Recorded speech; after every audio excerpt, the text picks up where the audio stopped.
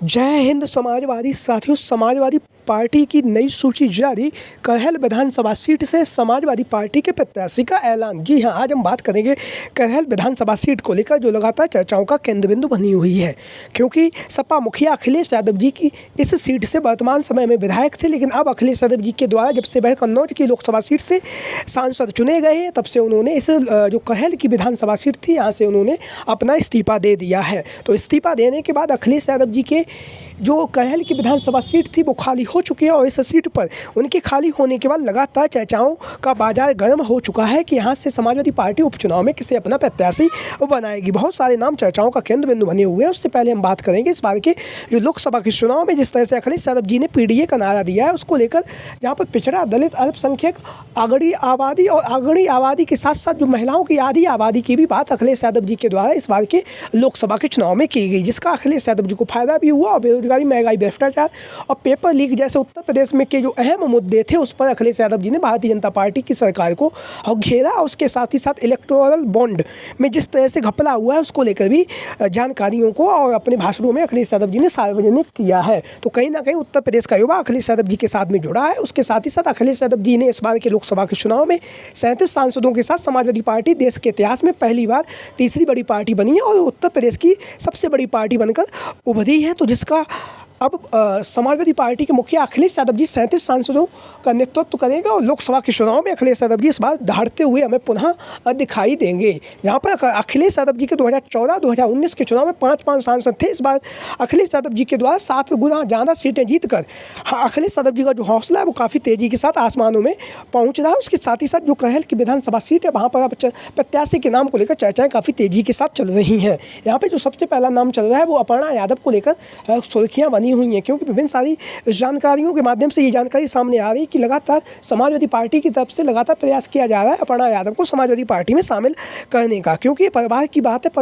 तो परिवार के लोगों को एक मुश्त करने का जो अखिलेश यादव और डिम्पल यादव जी का जो और शिवपाल सिंह यादव जी का जो कार्यभार है वो कर रहे हैं। लगातार शिवपाल सिंह यादव जी ने एक इंटरव्यू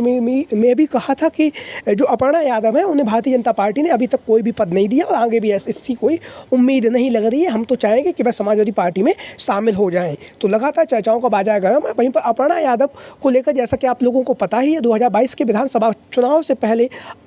अंतिम समय में अपर्णा यादव ने समाजवादी पार्टी को छोड़कर भारतीय जनता पार्टी में शामिल हो गई, लेकिन उसके बाद कयास ये लगाया गया कि अपर्णा यादव को भारतीय जनता पार्टी टिकट देगी। ना ही उसने 2022 के विधानसभा चुनाव में उन्हें कोई टिकट दिया, और ना ही 2024 के लोकसभा के चुनाव में उन्हें कोई टिकट दिया, और ना ही उनके पास कोई भी अभी पद है अपर्णा यादव जी के पास में। वहीं पर हम बात करेंगे इस बार के लोकसभा के चुनाव में, जहाँ पर अपर्णा यादव को आजमगढ़ की जो लोकसभा सीट है वहाँ पर चुनाव प्रचार करने के लिए भारतीय जनता पार्टी ने भेजा था। हालांकि वहाँ से भी दिनेश लाल यादव ने हुआ रिकॉर्ड मतों से चुनावी मैदान में हार चुके हैं। और उसके साथ ही साथ अब लगातार समाजवादी पार्टी में अपर्णा यादव की वापसी को लेकर जो लगातार खबरें हैं वो चल रही हैं, क्योंकि अपर्णा यादव, आप लोगों को पता है, जब सैन्य नेताजी मुलायम सिंह यादव जी जीवित थे 2017 में समाजवादी पार्टी ने जब चुनावी मैदान में उतरी तो अपर्णा यादव को लखनऊ कैंट की जो विधानसभा सीट थी वहाँ से नेताजी ने चुनावी मैदान में उतारने के साथ साथ स्वयं नेताजी ने इनके लिए प्रचार भी किया था अपर्णा यादव जी के लिए, लेकिन लखनऊ कैंट की जो विधानसभा सीट थी वहाँ से अपर्णा यादव चुनावी मैदान में हार गई। उसके बाद 5 सालों के बाद इंतजार किया, और फिर जब 2022 का विधानसभा का चुनाव आया उससे पहले अपर्णा यादव ने समाजवादी पार्टी को छोड़कर भारतीय जनता पार्टी में शामिल हो गई, लेकिन भारतीय जनता पार्टी ने भी उन्हें अभी तक कोई भी जिम्मेदारी नहीं दी है, ना ही कोई पद दिया। तो लगातार उनको लेकर समाजवादी पार्टी की जो खबरें आ रही, जो सूत्रों के हवाले से जो खबरें आ रही वो लगातार ये है कि अपर्णा यादव समाजवादी पार्टी में शामिल हो सकती हैं। उसके साथ ही साथ जो करहल की विधानसभा सीट वहाँ से समाजवादी पार्टी की तरफ से यह चुनावी मैदान में उतर सकती हैं, क्योंकि चाचा शिवपाल सिंह यादव जी भी कह चुके हैं कि सारा परिवार एक होना चाहिए, सभी परिवार के लोगों को एक मंच पर आना चाहिए। तो करहल की विधानसभा सीट से अपर्णा यादव के नाम की लेकर चर्चाएं काफ़ी तेज़ी के साथ चल रही हैं। तो अब आगामी समय में अभी तक इसका कोई औपचारिक ऐलान नहीं हुआ है, हालांकि अभी समय है, आगे पता चलेगा कि आगामी समय में क्या रणनीति बनती है। क्या अपर्णा यादव समाजवादी पार्टी में शामिल होती भी हैं तो फिर क्या उन्हें कोई विधायकी का टिकट मिलेगा, या फिर बस सिर्फ अभी शामिल होंगे, उसके बाद आगे उन्हें किसी न किसी सीट से लड़वा भी दिया जाएगा। ये बाद में हमें पता चलेगा, अभी तक इसका कोई भी औपचारिक ऐलान नहीं हुआ है। बस वहीं जो कहल की विधानसभा सीट है, यहाँ से एक अन्य नाम जो चर्चाओं का केंद्र बिंदु बना हुआ है वो है तेज प्रताप यादव। तेज प्रताप यादव, जैसा कि आप सभी लोगों को पता है, मैनपुरी के पूर्व सांसद रह चुके हैं। उसके साथ ही साथ लगातार क्षेत्र की जनता से जुड़े रहते हैं, जनता के बीच में पहुँचते भी रहते हैं, और जनता के बीच में पहुँचने के साथ साथ इस बार के लोकसभा के चुनाव में अखिलेश यादव जी ने उन्हें पहले कन्नौज की जो लोकसभा सीट थी वहाँ से समाजवादी पार्टी का प्रत्याशी बनाया, क्योंकि अखिलेश यादव जी शुरुआती समय में चुनाव लोकसभा का नहीं लड़ना चाहते थे। लेकिन फिर जब उन्होंने कन्नौज की लोकसभा सीट से तेज प्रताप यादव को प्रत्याशी बनाया, उसके बाद जो खबरें आई और जो जिस तरह से उन्हें फीडबैक मिला कि तेज प्रताप यादव कन्नौज की लोकसभा सीट से हार जाएंगे, इसलिए आप स्वयं यहाँ से उतरे, तो अखिलेश यादव जी ने अपना फैसला बदला और कन्नौज की लोकसभा सीट से स्वयं चुनावी मैदान में उतरे। और उनके चुनावी मैदान में उतरने के साथ साथ कन्नौज की जो लोकसभा सीट है वहाँ से सपा मुखिया अखिलेश यादव जी 1,70,000 वोटों से उन्होंने भारतीय जनता पार्टी के जो प्रत्याशी थे सुब्रत पाठक को चुनावी मैदान में हरा दिया। अब जब अखिलेश यादव जी वहाँ से कन्नौज की लोकसभा सीट से चुनावी मैदान में जीत चुके हैं, तो उन्होंने अब जो कहल की विधानसभा सीट थी वहाँ से इस्तीफा दे दिया। और वहाँ पर इस्तीफा देने के बाद लगातार तेज प्रताप के यादव के नाम की चर्चाएँ बहुत तेज़ी के साथ जो कहल की विधानसभा सीट है वहाँ पर हो रही हैं, क्योंकि कहल की जो विधानसभा सीट है वहाँ पर लगातार तेज प्रताप यादव जी